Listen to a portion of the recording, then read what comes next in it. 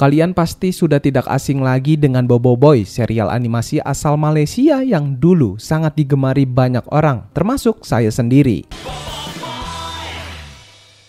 Dari awal kemunculannya, Bobo Boy berhasil mencuri perhatian dengan cerita yang menarik, karakter yang unik, dan tentu saja jokes yang benar-benar menghibur.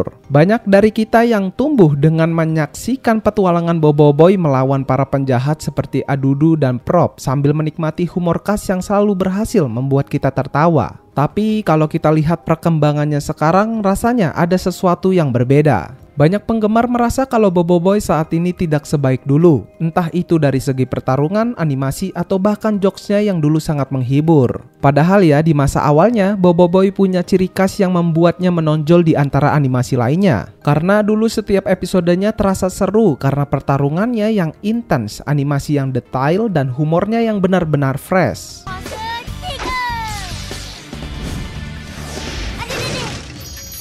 Namun sekarang banyak yang merasa bahwa pertarungan Bobo Boy tidak sekeren dulu, animasinya terasa kurang maksimal dan jokesnya pun terasa kurang lucu dibandingkan era sebelumnya. Lalu ada yang menganggap ini wajar karena perubahan konsep, tapi ada juga yang merasa bahwa perubahan ini justru membuat Bobo Boy kehilangan daya tariknya.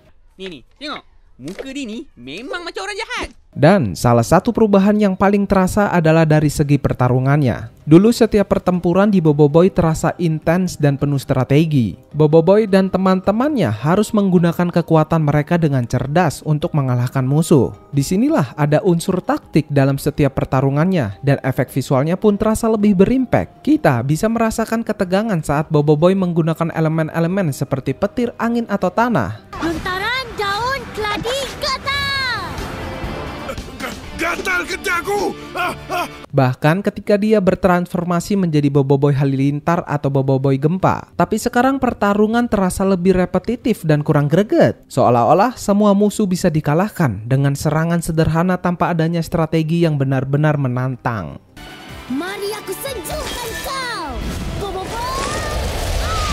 Yaps, ingat ya, tidak hanya sekedar menyerang, tetapi juga ada unsur kerjasama tim, pemanfaatan lingkungan sekitar, dan perubahan strategi di tengah pertarungan. Misalnya, saat melawan Ejojo di Bobo Boy musim 2, kita bisa melihat bagaimana Bobo Boy dan kawan-kawannya harus bertarung dengan taktik karena lawannya jauh lebih kuat. Akhirnya kita berjumpa. Siapa mau jumpa lu? Rasa popular. Apa kau nak? Pertarungan terasa lebih dramatis, penuh kejutan, dan membuat penonton ikut tegang. Coba deh kita lihat sekarang, pertarungan di Bobo Boy terasa lebih sederhana dan kurang intens. Serangan yang dilakukan seringkali terasa berulang dan tidak banyak perubahan dalam pola bertarung. Jika dulu Bobo Boy harus memikirkan strategi sebelum mengeluarkan serangan, kini ia lebih sering menggunakan kekuatannya begitu saja tanpa mempertimbangkan yang matang. Pakai warna pink lah. Cantik sikit. Musuh yang dihadapi juga tidak terlalu memberikan tantangan yang berarti, sehingga pertarungan terasa lebih datar. Bahkan, beberapa penggemar merasa bahwa pertempuran yang seharusnya menjadi klimaks dalam cerita malah kurang meninggalkan kesan karena semuanya terasa terlalu cepat dan mudah. Tamat dah kau, Bobo Boy. Kemudian kita bisa lihat dari segi efek visual. Dulu setiap serangan memiliki impact yang kuat. Misalnya saat Bobo Boy Halilintar menyerang dengan kilatan petirnya, atau ketika Bobo Boy Gempa menghantam tanah. Efek yang dihasilkan terasa lebih bertenaga dan memberikan kesan bahwa serangan tersebut benar-benar kuat. Serangan tanah asteroid. Namun sekarang, efek serangan terasa lebih ringan dan kurang menampilkan kekuatan dari masing-masing elemen yang digunakan. Animasi pergerakan pertarungan pun terlihat lebih kaku, sehingga ketegangan yang seharusnya muncul saat duel melawan musuh tidak terlalu terasa. Perubahan ini membuat banyak penggemar lama merasa bahwa pertarungan di Bobo Boy kehilangan daya tariknya. Seharusnya pertarungan dalam serial ini bisa tetap mempertahankan unsur strategi dan ketegangan seperti dulu. Ya, bukan hanya sekedar pamer kekuatan. Pakai saya punya cikgu. Saya punya paling hebat. Pakai jam kuasa aku lah. Lagi hebat. Jika Bobo Boy ingin kembali menghadirkan keseruan seperti di masa awalnya, mungkin perlu ada peningkatan dalam koreografi pertarungan, efek visual yang berimpact, serta musuh yang lebih menantang. Ya, dengan begitu setiap pertempuran akan kembali terasa seru dan memuaskan bagi para penonton. Selain dari segi pertarungan, perubahan lain yang cukup mencolok di Bobo Boy adalah kualitas animasinya. Jika kita bandingkan dengan musim-musim awal, ada perbedaan yang cukup signifikan dalam cara animasi digarap. Dulu meskipun teknologi animasi belum secanggih sekarang, tetapi setiap gerakan karakter terasa lebih dinamis dan ekspresif. Setiap adegan pertarungan memiliki fluiditas yang cukup baik, terutama saat karakter menggunakan kekuatannya.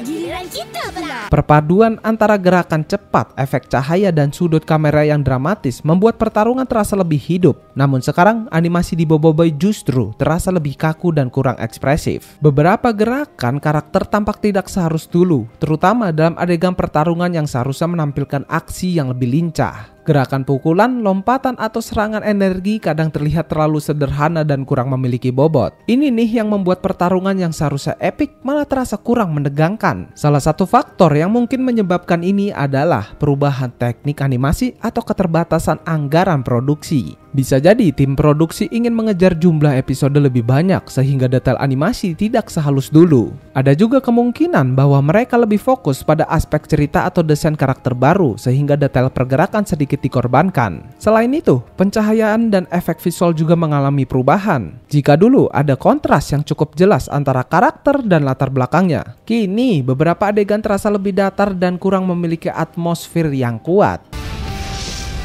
Boboiboy, puasa tiga. Warna-warnanya itu loh yang digunakan kadang terasa terlalu terang atau terlalu polos sehingga mengurangi kesan dramatis dalam adegan tertentu. Tapi yang jelas tidak semua aspek animasi mengalami penurunan ya. Ada juga kok beberapa peningkatan seperti kualitas tekstur karakter yang lebih tajam dan desain dunianya yang lebih beragam. Namun tetap saja perasaan bahwa animasinya tidak sehalus dan seepik dulu masih menjadi salah satu keluhan utama dari penggemar lama. Salah satu hal yang juga terasa berbeda adalah detail ekspresi wajah karakter. Dulu, ekspresi karakter terasa lebih hidup dan bisa menyampaikan emosi dengan lebih jelas, baik itu saat bertarung, bercanda, atau menghadapi situasi serius. Tapi sekarang beberapa ekspresi terlihat lebih kaku dan kurang bervariasi, sehingga emosi yang ingin disampaikan terkadang tidak terasa sekuat dulu. Hal ini membuat beberapa momen dramatis atau lucu jadi kurang impactful bagi penonton. Selain itu, transisi antara adegan dan koreografi pertarungan juga terasa lebih sederhana dibandingkan sebelumnya. Ini bukan berpecah, tapi bergaul. Dulu ada lebih banyak variasi gerakan dalam bertarung, seperti kombinasi serangan, perubahan elemen yang dinamis, sehingga efek slow motion yang menambah kesan epik.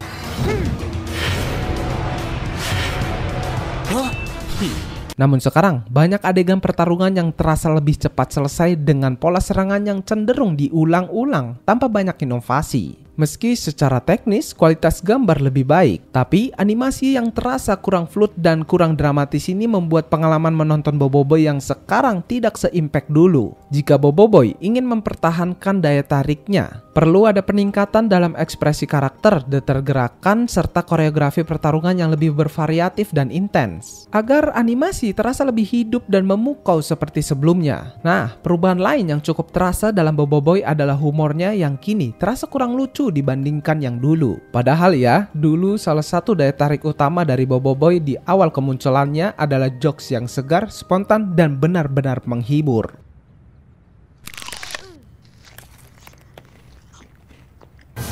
Saat itu, komedi di Boboiboy terasa natural dan tidak dipaksakan. Karakter seperti Adudu, Prop, dan Gopal seringkali menjadi sumber humor dengan kepribadian mereka yang unik. Adudu sebagai villain yang ceroboh, Prop dengan gaya bicaranya yang polos, dan Gopal dengan lelucon khasnya. Bahkan saat sedang ada pertarungan serius, tetap ada momen-momen lucu yang tidak terasa mengganggu alur cerita. Namun ya, sekarang banyak yang merasa bahwa jokes di Boboiboy tidak lagi seefektif dulu. Beberapa lelucon terasa lebih repetitif dan kurang kreatif, seperti hanya mengandalkan slapstick atau humor fisik yang terlalu sering digunakan. Ada juga momen di mana jokes terasa dipaksakan, sehingga bukan membuat tertawa, justru terasa canggung. Selain itu, chemistry antara karakter dalam membangun humor juga terasa kurang kuat. Dulu interaksi antara karakter terjadi dengan alur yang mengalir, sehingga humor muncul secara organik. Tolong Yaya, kau tolong Tok Abah.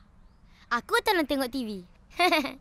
Tapi kita lihat aja yang sekarang, beberapa momen lucu terasa seperti disisipkan begitu saja tanpa benar-benar mendukung cerita. Ini membuat komedi kurang efektif dan tidak meninggalkan kesan mendalam seperti di musim-musim awalnya. Mungkin ya perubahan seperti ini terjadi karena adanya pergeseran target penonton ke usia yang lebih muda, sehingga tim produksi menyesuaikan humor agar lebih mudah dipahami oleh anak-anak. Namun banyak penggemar lama yang merasa bahwa humor di Boboiboy dulu adalah salah satu keunikan yang membuatnya spesial. Ya, jika ingin menghadirkan kembali daya tarik ini, mungkin Boboiboy perlu kembali ke humor yang lebih spontan, kreatif, dan sesuai dengan karakter masing-masing, bukan hanya mengandalkan slapstick semata. Alah, aku sihat je.